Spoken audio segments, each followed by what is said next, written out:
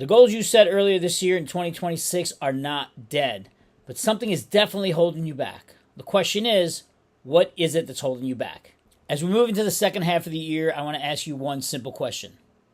What exactly is holding you back from the goals you set at the beginning of 2026? Not the excuses you've been telling yourself, but the real reason. 6 months ago, we were all very excited. We set goals, we made plans, we said, this is going to be our year. Remember that? New me, new year, new me. So what happened?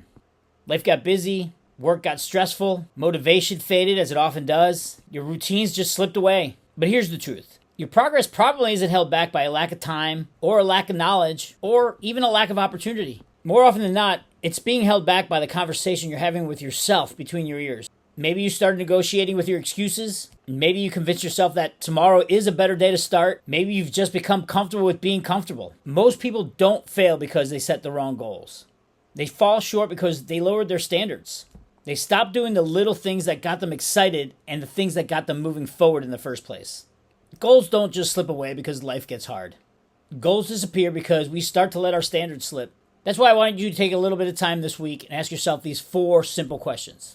First, control. What can you actually control today that you've been ignoring? Second, own. What part of your current situation or the lack thereof is your responsibility? Take ownership of that. Take accountability. Third, engage.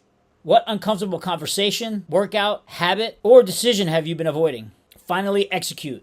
What is the next action you can take today without negotiating? Remember, you don't need to start over.